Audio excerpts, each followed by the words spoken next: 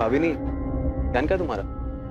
कुछ नहीं रौनक, बस मैं यही सोच रही थी कि बालकनी में इतना बड़ा तुलसी क्यारा बनवाने की क्या जरूरत थी। हद है यार, मतलब मैं क्या पूछ रहा हूँ, तुम क्या बोल रही हो यार? इस हैरत अंगेज क्राइम की पल पल की खबर हम आप तक पहुंचाते रहेंगे, बने रहिए हमारे साथ। हितेश और धर्मेश के बाद जो किराएदार रहने के लिए आए थे, क्या नाम बताया उनका? वो रौनक और भाविनी सर। अभी कहाँ है? एड्रेस तो नहीं पता सर, लेकिन सूरत में ही है कहीं। फोन नंबर तो होगा? जी।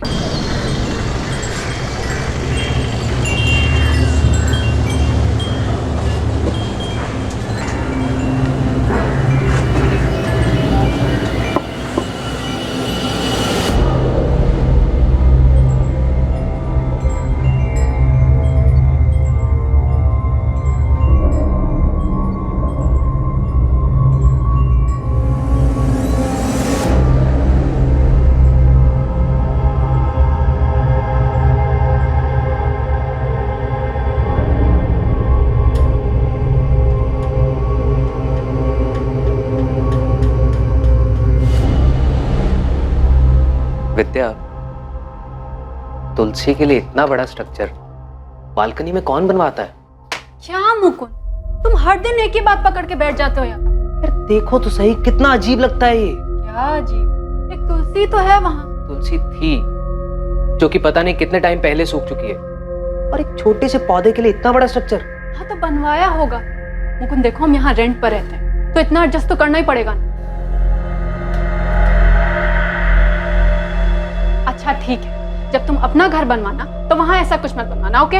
यार मैं इसलिए बोल रहा हूँ क्योंकि देखो वो कितनी जगह घेर रहा है, तो कितना अजीब है सब कुछ, और वो पौधा ना जाने कितने टाइम पहले सूख चुका है। तो हम वहाँ नया पौधा लगवा दें। वैसे भी तुलसी का होना घर के लिए शुभ होता है, क्या बोलते हो? वो घर नए शादीशुदा जोड़े मुकुंद और विद्या ने किराए पर लिया, लेकिन वो तुलसी क्यारा इतना बड़ा, इतना अजीब था कि मुकुंद चाहकर भी उसे अनदेखा नहीं कर पाता था। उसकी वजह से मुकुंद बेचैन हो जाता था, और अब मुकुंद और विद्या को इस घर में एक दिल दहला देने वाला अनुभव होने वाला था।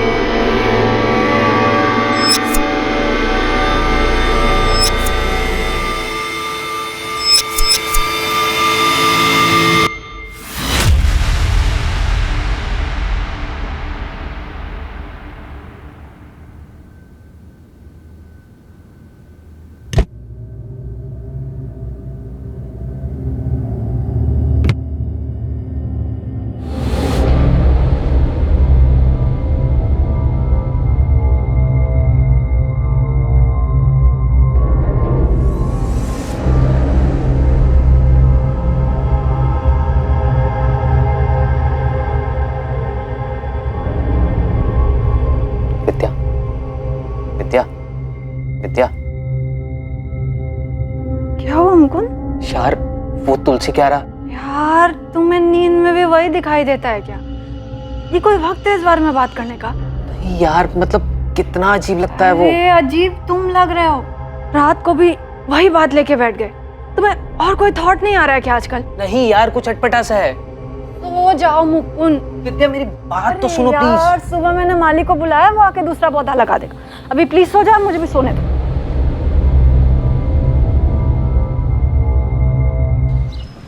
तुलसी का पौधा एक बच्चे की तरह होता है मैडम, बहुत ख्याल रखना पड़ता है।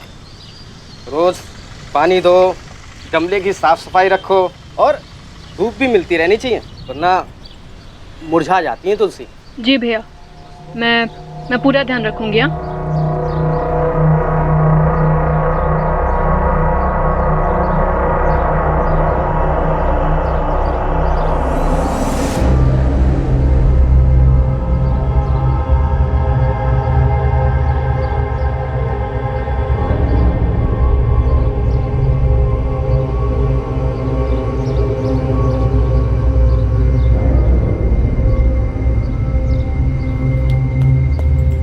लीजिए मैडम, हो गया।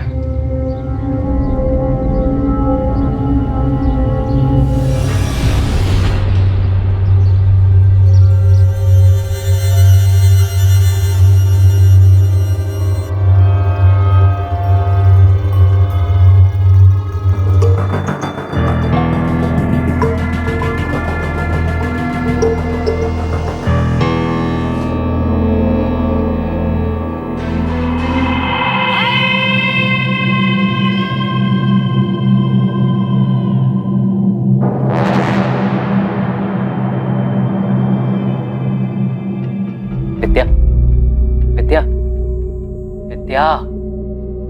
अरे यार अब क्या है मुकुंद, प्लीज फिर से शुरू मत हो जाना तुम। यार उस तुलसी क्यारे को देखकर लगता है जैसे किसी ने अपना सामान लाकर हमारे घर में रख दिया हो। यार इतना बड़ा क्यों बनवाया है वो? मुझे क्या पता मुकुंद। तुम्हें नहीं लगता कि कुछ अजीब है? इतना बड़ा कौन बनवाता है? तुम एक काम क्यों नहीं करते, कल रमन भाई से बात करो, देखो वो क्या बोलते हैं।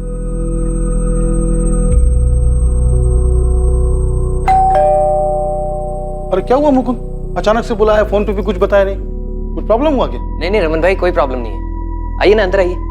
रमन भाई घर बहुत अच्छा है, सब कुछ ठीक है यहाँ। हाँ। लेकिन वो बालकनी में। बालकनी में क्या हुआ? आप चलिए ना, मैं दिखाता हूँ आपको। चलो चलो चलो। क्या हुआ बोलो। अब ये जो आपने तुलसी के लिए बनवाया है ये काफी बड़ा है, काफी जगह भी घेरता है और अच्छा भी नहीं लग रहा है। हाँ थोड़ा बड़ा तो है, लेकिन अभी बन गया तो क्या करें बोलो।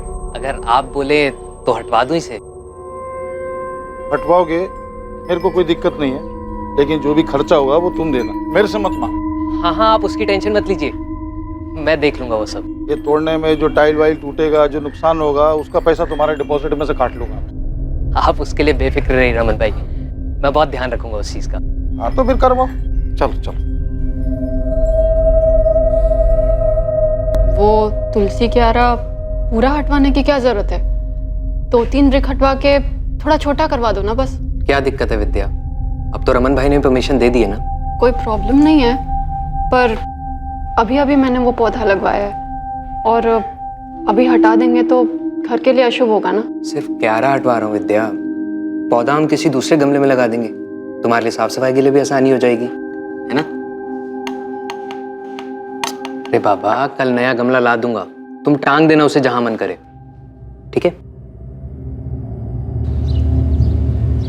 अच्छा सुन, एक काम करते हैं, पहले मिट्टी निकाल लेते हैं, उसके बाद क्यारा तोड़ते हैं, इससे हम लोगों का काम आसान हो जाएगा और ज्यादा मेहनत भी नहीं पड़ेगी।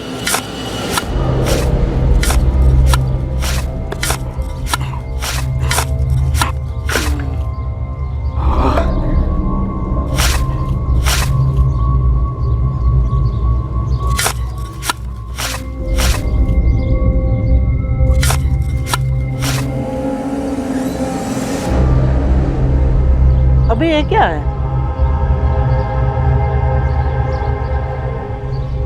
कपड़ा जैसा कुछ है क्या है यार? चल खींच, खींच, लगा जो, खींच। भैया, भाभी। अरे क्या हो गया, क्यों चिल्ला रहे हो? भैया देखो उसमें है क्या अंदर, देखो भाभी देखो।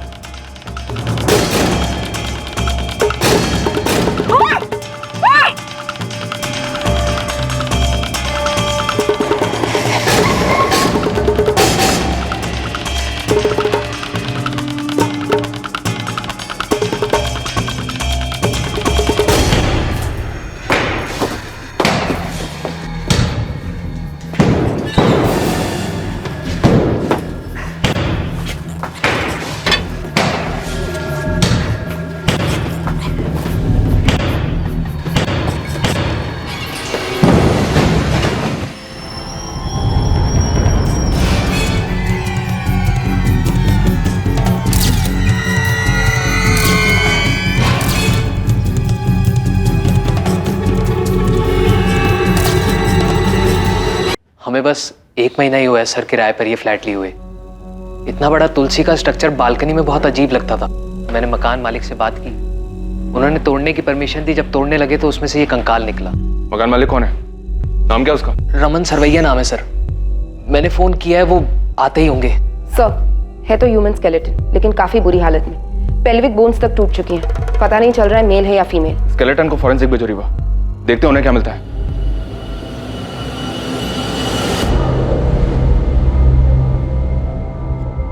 ये कहां से लाए तुम लोग? कहां से लाए क्या मतलब? अरे हम कहां से लाएंगे? आपका घर है, आप जानो कहां से आया। मन रहते तो तुम होने, और तुमने जिद किया था वो तुलसी क्यारा तोड़ने के लिए। उससे पहले तो कुछ नहीं निकला यहाँ पे। कैसी बात कर रहे हो रमन भाई? 1 महीना हुआ मैं यहाँ पे आए हुए, और तुलसी क्यारा के अंदर से निकला है ना वो, तो आपको नहीं पता होगा कहां से है वो? पता तो आप ही को होना चाहिए। किसका कंकाल है? मैडम घर मेरा है, मैं रहता नहीं हूँ यहाँ पे, हमेशा से किराए पे ही है। और अब तो किराए पे भी कोई नहीं लेगा, सब डर जाएंगे। कितना नुकसान हो गया मेरा। रमन जी, आपको इस बात का जरा सा भी अंदाजा है कि क्या हुआ यहाँ पे? हाँ, समझ रहे हैं आप इसका मतलब? आपके घर से मानव कंकाल मिला है। किराए की बात तो बहुत दूर रही, हम आपके इस घर को सील करने जा रहे हैं। और चुपचाप हमें यह बताइए, ये कंकाल किसका है और किसने दफनाया इसे यहाँ पे? रमन जी बोलिए, कहां से आया कंकाल? मुझे नहीं मालूम,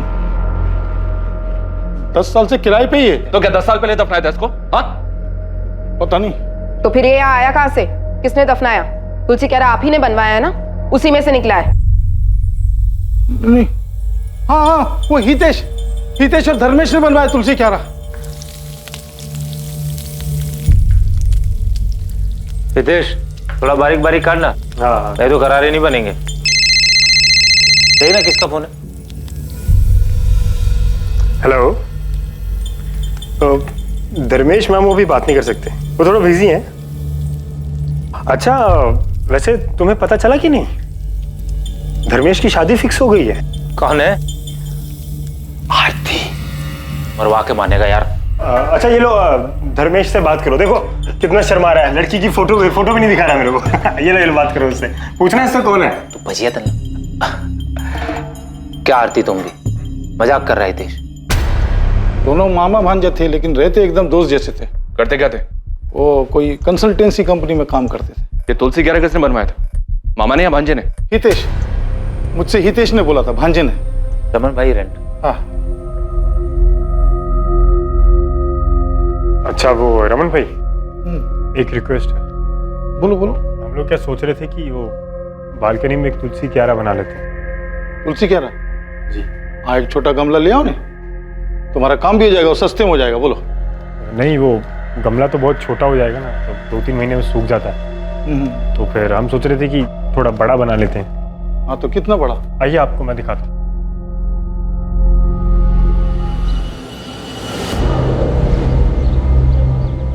यहाँ पे समझ लो 2 फीट या 3 या 4 फीट। अरे इतना बड़ा क्यों? अरे रमन भाई बचपन से इसको तुलसी का शौक है, इसके घर में भी तुलसी है, जिद कर रहा था। मैं कहा रमन भाई से बात कर ले। अपन बोला ना गमला ले लो, ये तोड़ने ओड़ने का काम बच जाएगा और अच्छा भी नहीं लगेगा, इतना बड़ा बोल रहा हूँ। अरे रमन भाई आप उसकी बिल्कुल चिंता मत करो, मैं एकदम अच्छे से बनवा दूंगा और पता भी नहीं चलेगा कि बाद में बना है। अरे रमन भाई बनवाने दो।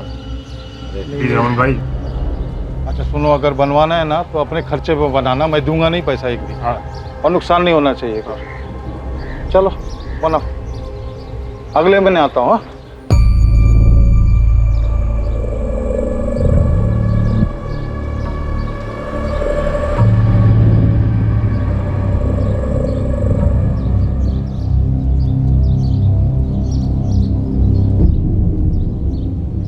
धर्मेश, कुछ गड़बड़ तो नहीं लग रहा ना? एकदम परफेक्ट, इससे काम हो जाना चाहिए। पक्का? मतलब ऐसा तो नहीं लगेगा ना ये बालकनी के साथ नहीं बनाया था? नहीं, सही हो गया। फिर भी एक बार चारों ओर से देख के बताओ ना, मतलब पक्का कुछ पता नहीं चल रहा है ना? देख, तो तू नहीं बताएगा ना, किसी को पता नहीं चलेगा। अब कहाँ हैं दोनों मामा भांजे? पता नहीं मैडम, बाद में पता चला कि दोनों गायब हैं। मतलब मिसिंग? कैसे और कब से गायब है? ये तो पता नहीं, लेकिन यहाँ से जाने के कुछ दिन बाद गायब हो गए। कहाँ गए किसी को मालूम नहीं। अभी ज़्यादा कुछ तो नहीं, लेकिन इतना बता सकती हूँ कि ये नेचुरल डेथ नहीं थी, ये एक मर्डर था। जी, जिस तरह से बॉडी को छुपा कर रखा गया था, नेचुरल डेथ तो नहीं लगती, मर्डर ही होगा। अब बता सकते हैं मौत कैसे हुई होगी? यस सर, ये देखिए स्कल पे बहुत गहरा निशान है, सर पर किसी चीज से बहुत जोर से वार किया गया होगा। भाई रिब केज पे एक पसली टूटी हुई है, साफ जाहिर होता है किसी धारदार चीज से स्टैब किया गया है। मरने वाला कौन होगा? I mean, मेल या फीमेल? अभी तो ये बताना मुश्किल है क्योंकि इनका पेल्विक स्ट्रक्चर टुकड़ों में है और उसे असेंबल करने में थोड़ा वक्त तो जाएगा ही। जेंडर कंफर्मेशन और उम्र पता लगाने के लिए हमें कुछ टेस्ट और करने होंगे। सबसे पहली चौंकाने वाली बात थी कि कंकाल घर के उस स्ट्रक्चर से मिला था जिसे तुलसी के पौधे के लिए बनाया गया था। दूसरी हैरान करने वाली बात यह कि जिस धर्मेश और हितेश ने इसे बनवाया था वो दोनों खुद ही लापता थे। और तीसरी बात यह कि ऐसा हत्या को छुपाने के लिए किया गया था। अभी तक ये पता नहीं चल पाया था कि वो कंकाल किसी महिला का था या फिर पुरुष का।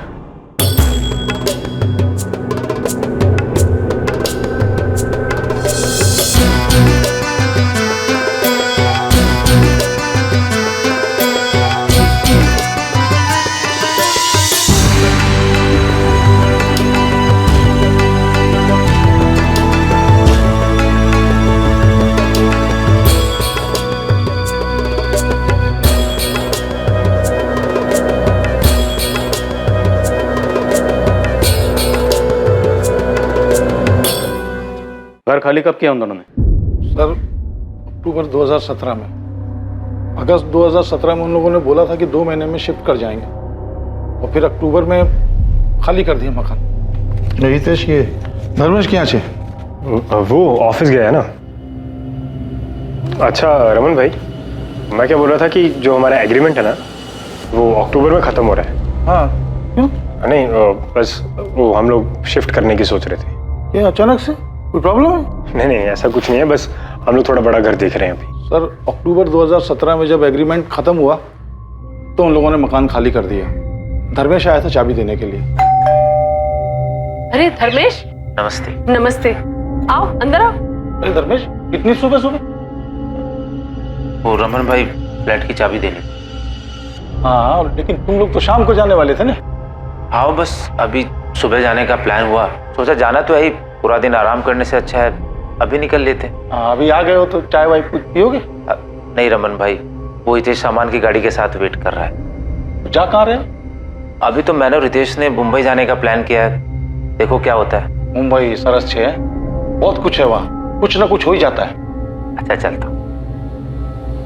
तो वो मामा भांजा दोनों मुंबई से मिसिंग हुए? नहीं ये तो पता नहीं सर, लेकिन खाली करने के 15 दिन बाद नवंबर 2017 में पार्क चौक पुलिस ने मुझे बुलाया था। अब मैं कैसे बताऊं कि हितेश धर्मेश किधर है? मेरे घर से तो 15 दिन पहले चले गए वो लोग। अब धर्मेश मेरे को बोला कि उसका और हितेश का मुंबई जाने का प्लान है। सर उन दोनों में से किसी ने हमें कुछ भी नहीं बताया, इसीलिए तो हमने मिसिंग कंप्लेंट भी लिखवाई है।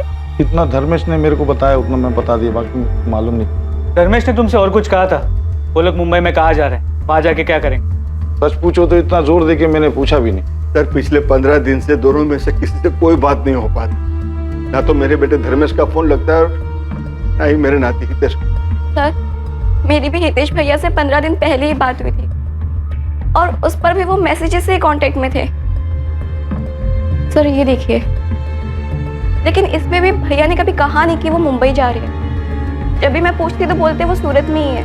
मेरा बेटा धर्मेश भी ऐसे ही कॉन्टेक्ट में था, मैसेज से, लेकिन 15 दिन पहले ही उसका मोबाइल भी स्विच ऑफ हो गया। रमन, ये सब कुछ तेरे घर से जाने के बाद ही हुआ है और सिर्फ तू है जो कह रहा है कि वो लोग बॉम्बे गए हैं। सच सच बता, कहाँ है वो दोनों? मुझे क्या मालूम धर्मेश ने मुझे ही मुंबई जाने के बारे में क्यों बोला। तो वैसे भी वो मेरे फ्लैट पे किराए पे रहता था, कोई मेरे साथ नहीं रहता था। अक्टूबर में उसका एग्रीमेंट खत्म हो गया तो वो लोग खाली कर दिए।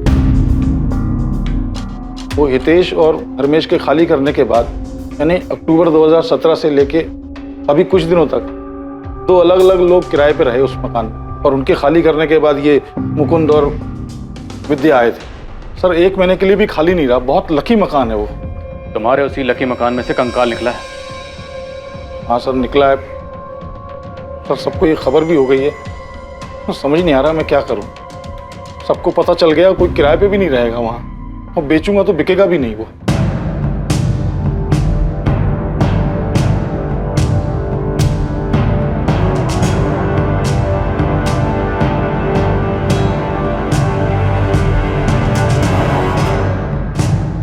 बिजली के दाम बढ़ने के साथ ही किराए पर रहने का चलन भी बहुत बढ़ा है। लेकिन क्या आप नए घर में जाने के पहले उस घर की बारीकी से जांच और पड़ताल करते हैं कि वहां पहले कोई अपराध या क्राइम तो नहीं हुआ? पूरा सूरत हैरान है कि ये कंकाल हमेशा से इस घर के अंदर एक तुलसी क्यारा में दबा हुआ उन दोनों किराएदारों की आंखों के सामने ही था, लेकिन उन्हें इस बात का बिल्कुल भी अंदाजा नहीं लग पाया था। तुलसी क्यारा यहाँ रहने वाले 2 पुराने किराएदारों ने बनवाया था, जो कि खुद भी अभी लापता है। पुलिस को इस मामले में अभी तक कोई भी सफलता हासिल नहीं हुई है और वो मामले की जांच में जुटी। रौनक,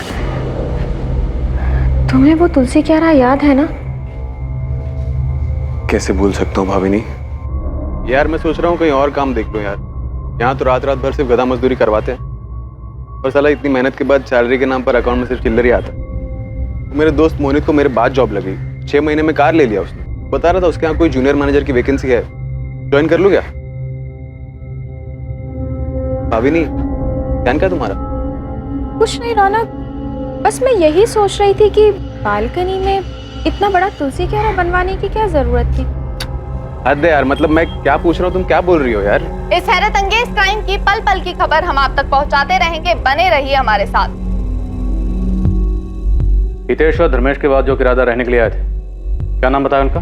वो रौनक और भाविनी सर। अभी कहाँ है? एड्रेस तो नहीं पता सर, लेकिन सूरत में ही है कहीं। फोन नंबर तो होगा? जी। धर्मेश और हितेश को अब ढूंढना मुश्किल होगा शायद। हम लोग हर जगह देख चुके, मुंबई पुलिस की भी मदद ली थी, इनके फोटोज और डिटेल्स वहां भी भिजवाए, लेकिन कुछ निकला नहीं। तो क्या केस वैसे ही रह गया? और कर भी क्या सकते, किसी करीबी को कोई अंदाजा नहीं और दोनों की फैमिलीज को कुछ भी नहीं पता।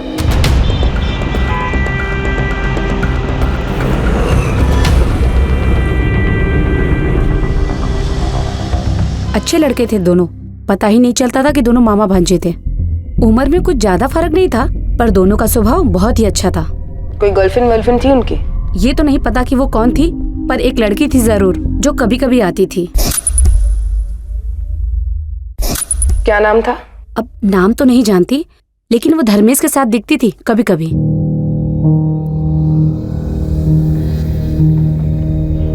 लता बहन कैसे हैं आप? मजा मा धर्मेश, तू कैसा है? एकदम अच्छा। चलो मिलते हैं बाद में। और हाँ, कभी कभी हितेश भी होता था उसके साथ। तो होता ही नहीं है। क्या हो गया लता बहन? आपकी तबीयत कुछ ठीक नहीं लग रही। और डॉक्टर के पास जा रही हूँ बेटा, थोड़ी तबीयत खराब है। दोनों के साथ रहती थी? गर्लफ्रेंड थी या कुछ और? अब मुझे क्या मालूम मैडम, जो देखा था वो बता दिया। एक लड़की 2 बंदों के साथ आती जाती थी, वो भी किसी भी टाइम पर। सोसाइटी वालों ने कभी ऑब्जेक्ट नहीं किया? और रमन भाई को इस बारे में पता था? ऑब्जेक्शन जैसी बात तो कोई सामने नहीं आई, पर हाँ, वो कुसुम है ना 3rd फ्लोर वाली, उसने एक बार बताया था कि वो हितेश की बहन है, तो मुझे कुछ पूछना ठीक नहीं लगा।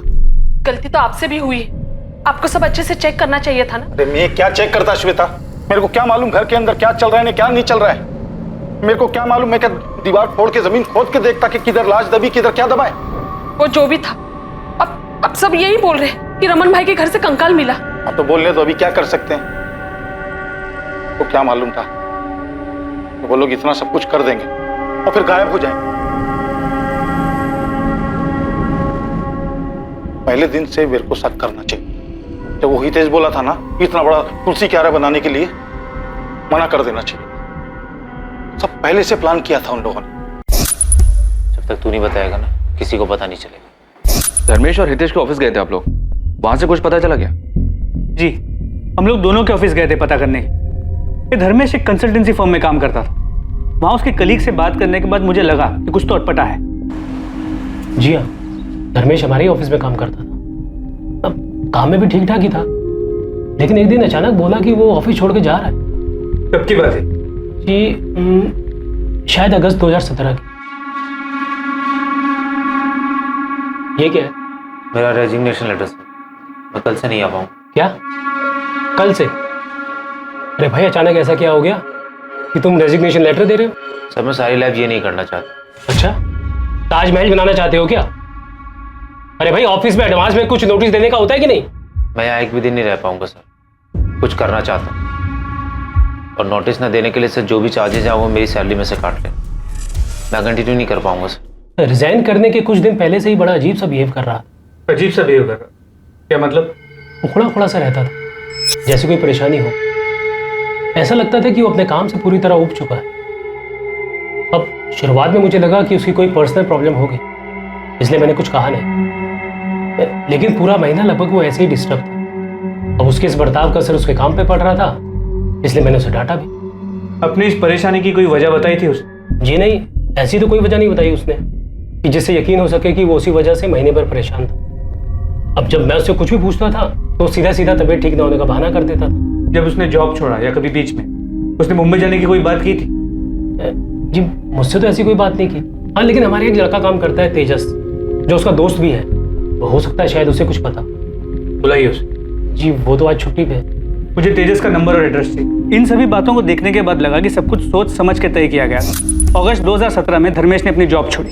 उसी के आसपास हितेश ने रमन को बताया कि वो लोग 2 महीने बाद उसका फ्लैट खाली कर दें, और अक्टूबर 2017 में उन्होंने उसका फ्लैट खाली किया। तो दोनों एक साथ छू मंतर हो गए। हमने उन्हें हर जगह ढूंढा, लेकिन सिर्फ उस किराए के फ्लैट में नहीं गए। कोई मतलब ही नहीं था वहां जाकर, किराएदार बदल चुके थे। हमारे लिए सिर्फ वो अब एक मिसिंग कंप्लेंट था, किसी बड़े क्राइम की भनक तक नहीं लगी। और कोई सोच भी कैसे सकता है कि घर के अंदर बने तुलसी के आरा के अंदर कोई लाश दबा के रख सकता है? शायद ये सब कुछ पहले से फिक्स था, इसीलिए वो तुलसी स्ट्रक्चर बनवाया गया और उसके अंदर लाश डाली गई। फिर कुछ दिन रोक कर देखा, और जब यकीन हो गया कि सब कुछ ठीक है तो निकल गए वहां से।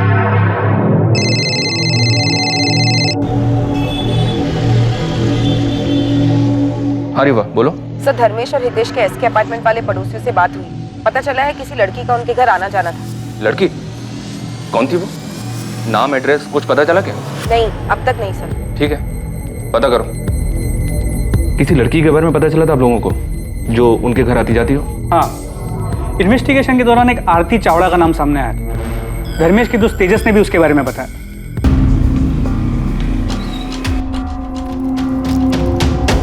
धर्मेश और हितेश कहाँ हैं तेजस? सर मुझे नहीं पता सर। सर मेरी दोस्ती तो सिर्फ धर्मेश से थी, हितेश से मेरा कोई लेना देना नहीं है सर। इनफैक्ट नौकरी छोड़ने के बाद उसने मेरा फ़ोन उठाना भी बंद कर दिया, और थोड़े दिन के बाद उसका नंबर भी स्विच ऑफ आने लगा। तेजस, तुम ये तो जानते होगे कि ये दोनों लापता है। दोनों की फैमिलीज ने मिसिंग कंप्लेंट भी फाइल की। हाँ सर, हमारे टीम लीडर सुयश सर ने बताया था मुझे ये। धर्मेश ने तुम्हें कभी मुंबई जाने के बारे में कुछ बताया था? नहीं सर। ऐसे अचानक से क्यों छोड़ रहा है? तूने मुझे भी नहीं बताया। कोई दूसरी जॉब मिल गई क्या? तो अचानक क्यों छोड़ रहा है? कुछ छुपा रहा है ना तू मुझसे? वो हितेश के साथ मिलके कुछ बड़ा प्लान कर रहा है ना तू? क्या मतलब? क्या कर रहा हूँ मैं? मतलब साफ है, कोई ऐसे जॉब क्यों छोड़ेगा यार? मतलब तुम दोनों मिलके कुछ बड़ा बिजनेस प्लान कर रहे हो। हाँ, वो अभी सोच रहा हूँ करने की। कुछ होगा तो बताऊंगा ना तुझे। इसके अलावा कुछ और नोटिस किया था? कोई लड़की वड़की का चक्कर? सर उसने कभी कुछ सामने से बताया नहीं सर। धर्मेश और हितेश के कॉल रिकॉर्ड्स में एक कॉमन नंबर मिला है। इस लड़की आरती का है। इसे कभी देखा है? सर कभी उसने किसी से मिलवाया नहीं और ना कभी कुछ बताया, पर वो फोन पर किसी से बात तो जरूर करता था। कोई लड़की थी, अब वो लड़की यही थी या कोई और, ये नहीं पता सर मुझे। तो ये आरती आप लोगों के हाथ लगी थी क्या? नहीं, उसका भी फोन बंद आ रहा था। उसके फोन डिटेल्स में जो उसका सूरत का एड्रेस था, हमने वहां जाके चेक किया। हाँ सर, ये मेरी ही किराएदार थी, लेकिन आप इसे क्यों ढूंढ रहे हैं? यहाँ से कहाँ गई? इसकी डिटेल्स होंगी ना, रेंट एग्रीमेंट तो हो गई। यहाँ से कहाँ गई ये तो पता नहीं सर, लेकिन फरवरी में वो यहाँ से चली गई थी और उसके बाद नया किराएदार आ गया तो मैंने भी एग्रीमेंट फेंक दिया। एग्रीमेंट फेंक दिया? तो क्या करता सर, यहाँ तो किराएदार आते जाते रहते हैं, और एक बार किराएदार यहाँ से चला जाए तो फिर। अपने किराएदारों के डिटेल्स आप किसी बुक में तो लिख के रखते होंगे ना? यहाँ से जाने के बाद या आने से पहले किसी ने कोई कांड किया तो? नहीं सर, अब क्या पता था कि किराएदार के एक बार जाने के बाद फिर उसे दोबारा कांटेक्ट करना पड़ेगा। लेकिन सर मैं अपने यहाँ सिर्फ शरीफों को ही कमरा किराए पर देता हूँ। शक्ल देखकर बता सकते हो कौन कांड करेगा कौन नहीं? सबसे खतरनाक मर्डर भोली शक्लों वाले लोग करते हैं। आरती ने कोई मर्डर किया है सर? वो हम इन्वेस्टिगेट कर रहे हैं। 2 लड़के गायब हैं और उनकी फैमिलीज ने मिसिंग कंप्लेंट फाइल की। आरती उन्हें जानती थी और आरती का भी फोन बंद आ रहा है। ये आरती जॉब कहाँ करती थी? किसी सॉफ्टवेयर कंपनी में HR में थी। उसके बाद भी हमने आरती को ट्रैक करने की कोशिश की। फिर हमें लगा कि शायद उनके रिलेशन के बारे में उनकी फैमिलीज को पता नहीं था। शायद धर्मेश आरती को लेकर भाग गया तो हितेश ने उनकी मदद की, लेकिन आगे की इन्वेस्टिगेशन में ऐसा कोई लिंक सामने नहीं है। और ये हितेश जहाँ काम करता था वहां से कुछ पता चला? हितेश एक टूर्स एंड ट्रेवल्स की कंपनी में काम करता था। हितेश वो तो गजब का धोखेबाज निकला सर। अगस्त 2017 को सैलरी निकाला मेरे पास और उसके बाद तो उसने दर्शन ही नहीं दिया। कितना फोन किया मैंने पर लड़का बात करने तक को राजी नहीं। उसके बाद कभी उससे कांटेक्ट हुआ? बस सर एक मैसेज किया था उसने, जगन भाई मैं काम छोड़ रहा हूँ, दूसरा काम पकड़ लिया है। अब मैं उसको क्या बोलता सर। शिरडी का 2 टूर सर पर था जो इस हितेश के भरोसे बुक किया था मैंने, लेकिन वो साला तो टांग दे गया ना। हितेश की बहन नमिता, माँ सरला, पिता दलपत, धर्मेश के पेरेंट्स कोकिला और हसमुख, उन दोनों की खोज खबर लेने के लिए महीनों तक फोन करते रहे। शुरू में तो वो हर हफ्ते पुलिस स्टेशन आते थे, फिर वक्त भी था तो आना बंद किया, पर पूरे 1 साल तक वो लोग फोन करते रहे और शायद वो लोग भी ये बात समझ गए, इसलिए अक्टूबर 2018 के बाद उन्होंने कभी फोन नहीं किया। इतनी इन्वेस्टिगेशन की आप लोगों ने, कहीं किसी मोड़ पर आपको ऐसा लगा क्या कि ये दोनों किसी गलत काम में थे? सुनील, ऑफ द रिकॉर्ड कहूँ तो एक पल के लिए लगा था कि इन लोगों ने ऐसा ही कोई क्राइम किया है और इसीलिए भाग रहे हैं, लेकिन ये प्रूव करने के लिए हमारे पास कोई भी सुराग नहीं थी और फिर हम दूसरे केसेस में बिजी हो गए। लेकिन हमें कभी भी ऐसा नहीं लगा था कि इन्होंने उस किराए के फ्लैट में इतना बड़ा कांड करके लाश को दफन किया। यस, अगर वो कंकाल सामने नहीं आता तो किसी के लिए भी इस बात का अंदाजा लगाना बहुत मुश्किल था। हम लोग हार्ड एंड क्रिमिनल्स पे नजर रख के क्राइम को कंट्रोल कर सकते हैं, लेकिन कोई ऐसे लोगों का क्या करे? इनके तो घर वालों को भी नहीं पता होता कि इनके दिलों में क्या चल रहा है। पाचौक पुलिस को उनकी तहकीकात में कोई लीड नहीं मिली? नहीं सर, कोई लीड नहीं मिली। लेकिन ये भी अजीब है सर कि हितेश और धर्मेश के बाद रौनक और भाभी उसी घर में किराए पर रहे, पर उन्हें भी कोई स्मेल नहीं आई। पक्का बहुत मेहनत की होगी सर दोनों ने लाश को छिपा कर रखने में। ये भी मेक श्योर किया होगा कि कोई स्मेल ना आए। पूरी तसल्ली करने के बाद ही घर छोड़ा होगा।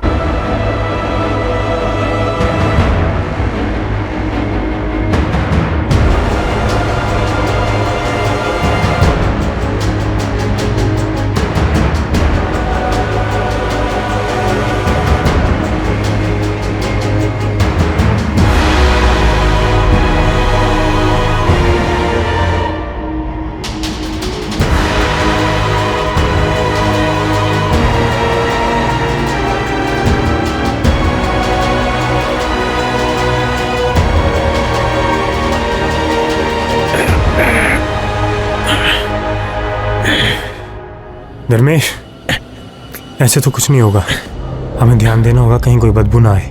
हाँ हितेश, हमें समय समय पे चेक करना होगा। अगर पड़ोसियों को बदबू आ गई ना, हम फंस जाएंगे।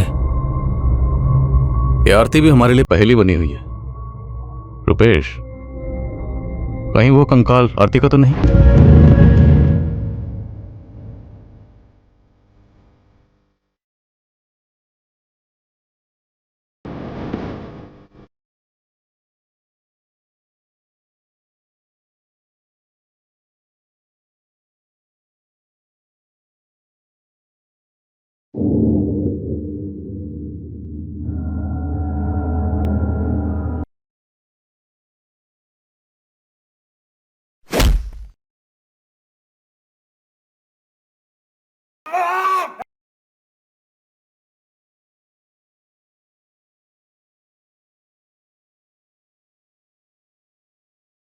सर मुझे लगता है हमें हितेश और धर्मेश की फैमिली से बात करनी चाहिए।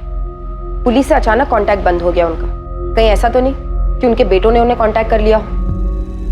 ठीक है, आप अकेले निकलो, बिना बताए उनके घर पहुंचो, देखते हैं क्या हाथ लगता है। सर एक बार ये रौनक और भावनी से भी बात करें क्या?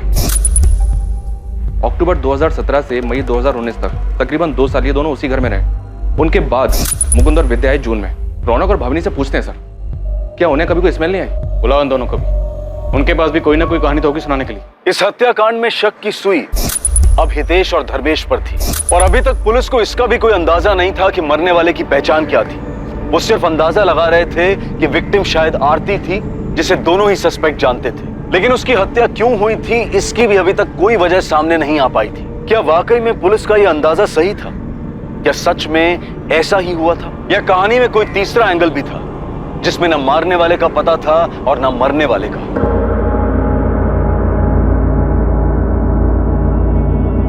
पुलिस की एक टीम हितेश और धर्मेश की फैमिली को ढूंढते हुए गुजरात के एक छोटे से शहर वापी पहुंचती है, जहां हितेश और धर्मेश की फैमिली रहती थी। दूसरी तरफ सूरत पुलिस ने रमन के पुराने किराएदार रौनक और भाविनी को पूछताछ के लिए थाने बुलाया, जो कि उस घर में धर्मेश और हितेश के जाने के बाद रहने आए थे। रमन सरवैया का 12 SK अपार्टमेंट्स वाला किराए का वो फ्लैट सील कर दिया गया। रमन सरवैया डर और फिक्र में परेशान हो रहा था क्योंकि उसका घर अब क्राइम सीन बन गया था। इसके साथ ही फॉरेंसिक ये पता करने में लगी हुई थी कि मरने वाला आदमी था या औरत, और ये मर्डर कितने वक्त पहले हुआ होगा। तुम लोगों ने कुछ नहीं किया तो फिर डर क्यों रहे हो? कैसे नहीं डरे सर, 2 साल रहे हम उस घर में। जब से कंकाल के मिलने की बात पता चली है, रातों की नींद गायब हो गई सर हमारी। सर हमने किसी से कहा नहीं, लेकिन वो 2 साल बहुत मुश्किलों भरे थे, इसलिए घर चेंज किया। अब समझ आ रहा है वो दिन इतने मुश्किलों भरे क्यों थे, क्योंकि सर वो घर ही मानूस था। हम तो हमारे नए फ्लैट ओनर से पिछले किराएदार के बारे में 4 बार बात कर चुके। रौनक, मैं समझ सकता हूँ कि तुम लोग किस डर से गुजर रहे थे, पर क्या आप लोगों को वाकई कोई स्मेल नहीं आई? या पता नहीं था कि किस चीज की स्मेल है, इसलिए इग्नोर किया? सच में सर, वहाँ कोई स्मेल नहीं थी। लेकिन वो तुलसी क्यारा देखकर बड़ा अजीब सा लगता था। इतना बड़ा तुलसी क्यारा बनवाया क्यों था? हमने सोचा कि रमन भाई से बात करें, लेकिन हम कुछ नहीं बोले। अगर वो बुरा मान जाते तो हमें अगले दिन घर खाली करवा देते। वो तुलसी क्यारा रमन भाई ने बनवाया था? घर उनका था, इसीलिए हमें लगता है उन्हीं ने बनवाया। वो तुलसी क्यारा रमन भाई ने बनवाया था? घर उनका था, इसीलिए हमें लगता है उन्हीं ने बनवाया। एक बार जब रमन भाई किराया लेने आए तो तुलसी का पेट सूख गया था। हाँ पूरे हैं। रमन भाई चाय। हाँ, अरे ये तुलसी में पानी नहीं डालते क्या? देखो ना कितना सूख गया है। अब याद से डाल दूंगी। वो रमन भाई, हमको पेड़ पौधों का शौक नहीं है ना, इसीलिए कभी ध्यान नहीं दिया। नहीं, मेरे को भी पेड़ पौधे का ज्यादा शौक नहीं है, लेकिन अभी घर में है तो सुखा के तो मार नहीं सकते ना। हाँ। 2-4 बूंद डाल दिया करो, क्या पता फिर से हरा हो जाए। उनका बोलना उस वक्त हमें अजीब नहीं लगा था, लेकिन अब जब पता चला है कि उसमें सिर्फ तुलसी नहीं थी, तो हम सोच रहे थे कि क्या रमन भाई को उस बारे में कुछ पता था। तुम्हें क्या लगता, रमन भाई ने जानबूझकर ऐसा बोला था? ऐसे ही कैसे किसी पर उंगली उठाए सर, उनके लिए भी ठीक नहीं होगा। हो सकता है जैसे हमें ना पता चला हो, उन्हें भी कुछ ना पता चला हो। ठीक है, आप दोनों जा सकते हैं।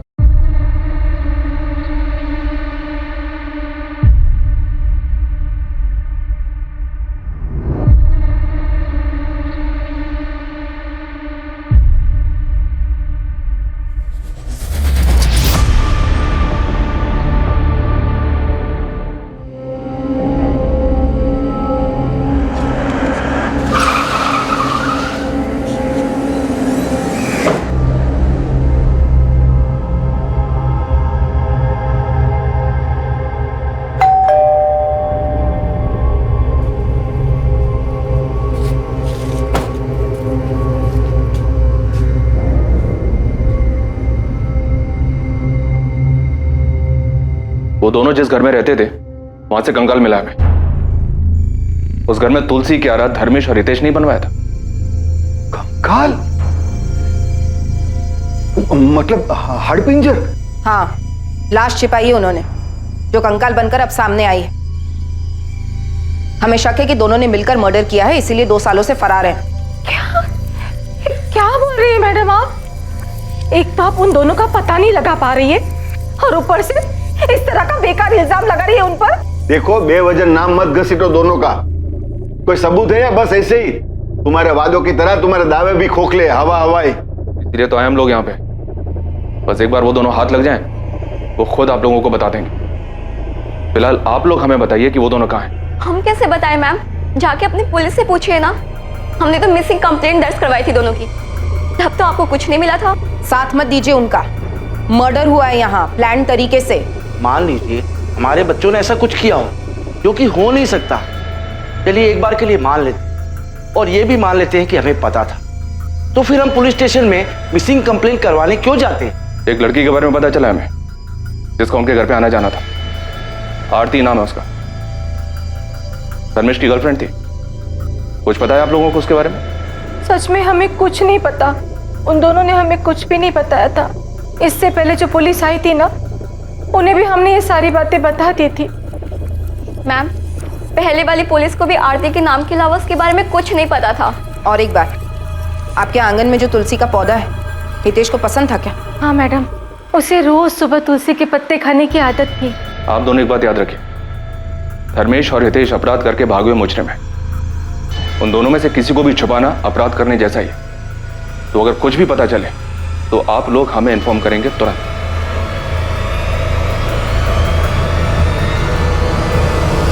डॉक्टर कोई नई इन्फॉर्मेशन? जी बिल्कुल, मैं आपको बता सकती हूँ कि मरने वाला कोई मेल था और उसकी उम्र तकरीबन 24 से 30 वर्ष रही होगी। और मौत कितना अर्सा पहले हुई थी? हमने जो बोन टेस्ट किए हैं उससे तो यही पता चलता है कि स्केलेटन 2 से 4 साल पुराना है। सर अभी तक उस घर में 4 किराएदार रह चुके हैं। पहले धर्मेश और हितेश और उनके बाद भाविनी और रौनक। पता नहीं किसने किसको मारा है। मुझे नहीं लगता रौनक और भावनी ने किसी को मारा, क्योंकि उनसे बातचीत में ऐसा कुछ सामने नहीं आया। ये तो अजीब ही है सर। अभी तक तो हम इस मामा भांजे की जोड़ी को सस्पेक्ट मान के चल रहे थे कि इन्होंने शायद किसी लड़की को मारा था और शायद वो आरती होगी, लेकिन यहाँ तो मामला ही उल्टा निकला। तो फिर मरा कौन था सर? नहीं, जो भी हो, इतना तो है कि ये जुर्म तब हुआ जब उस घर में ये मामा भांजा दोनों रह रहे थे, वो दोनों गायब है। तो इन दोनों का इस जुर्म से कोई ना कोई ताल्लुक तो है। जी सर, मुझे भी ऐसा ही लगता है। वो तुलसी क्यारा भी उन दोनों की करामात थी और उन दोनों के वापी वाले घर में भी हमने तुलसी क्यारा देखा। इस बात के चांसेस ज्यादा हैं कि इन दोनों ने किसी तीसरे को मारा जो कि मेल था। या ये भी हो सकता है कि मामा भांजा की आपस में किसी बात को लेकर खटास रही और हितेश ने धर्मेश को मार डाला, क्योंकि रमन को वो तुलसी क्यारा बनाने के लिए हितेश ने अप्रोच किया था।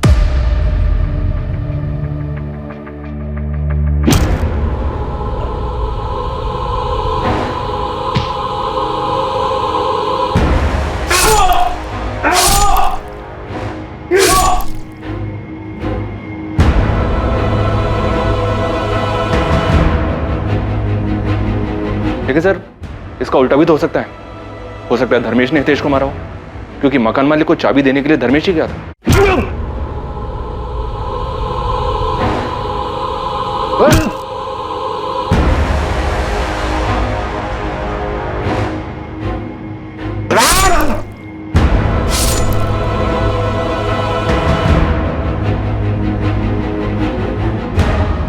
दोनों ना से ही कोई एक तो पकड़ में आए जो हमें सच बता सके कि असल में वहां हुआ क्या था। या फिर हमें ये आरती मिल जाए।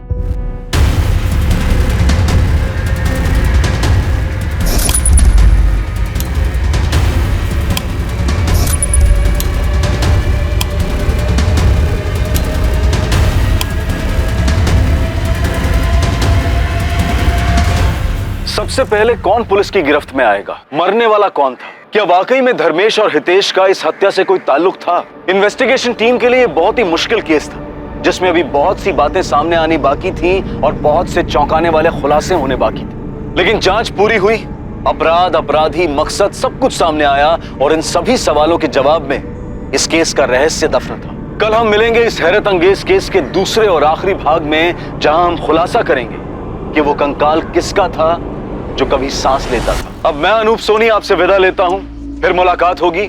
और याद रखें, क्राइम और आपके बीच में सिर्फ इतना फर्क है कि आप कितने सतर्क हैं। सतर्क रहें, सुरक्षित रहें। जय हिंद।